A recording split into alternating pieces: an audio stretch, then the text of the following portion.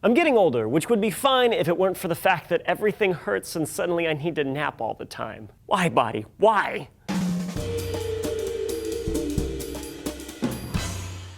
Hi everyone, Julian here for D-News. You may have heard the myth that the human body essentially replaces itself every 7 years. While that's not strictly correct, I think I see the kernel of truth at the heart of this myth. Most of your body's cells replace themselves over time. According to the Science Museum in London, in the time it takes to say this sentence, 50 million of my roughly 75 trillion cells will have died and been replaced. They do it at different rates though, with skin cells dying off after 2 or 3 weeks, while white blood cells can live for an entire year. So if most of you is hitting the refresh button all the time, why do our bodies still deteriorate? Scientists from the Salk Institute and the Chinese Academy of Sciences think they're onto an answer. They were looking into the underlying causes of Werner syndrome, which causes premature aging and a whole host of disorders normally associated with people much older. About 1 in 20,000 people in the US have it, and they are prone to early onset of cataracts, osteoporosis, and some cancers. Many of them die in their 40s or early 50s. Werner syndrome is associated with a mutation on the WRN gene. For most people, the gene codes an enzyme that keeps DNA structured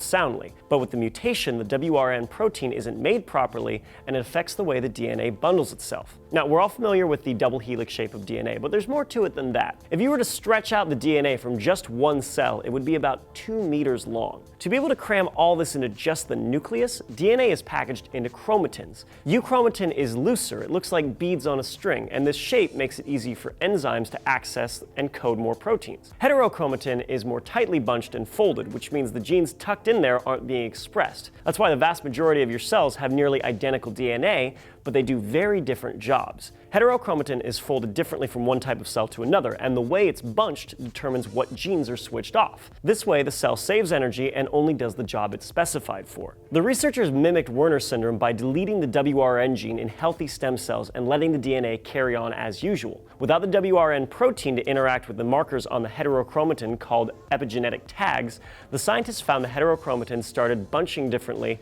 and the cells aged faster. This could be expanded beyond just people with Werner syndrome. It's possible the heterochromatin shapes changed over our lifetimes after being wound into chromosomes and replicated and divided over and over. Maybe this is what makes our DNA express itself differently and causes our slow decline into brittle old meat sacks. And if that's the case, maybe it's possible to stop or even reverse the aging process, provided we can also solve a few other problems Father Time throws at your DNA, like your telomeres shortening. Telomeres are long tags at the end of chromosomes that don't actually code any proteins. They give the machinery that copies DNA a foothold, but they get a little shorter with every replication. When they're finally too short, the cell can't divide anymore.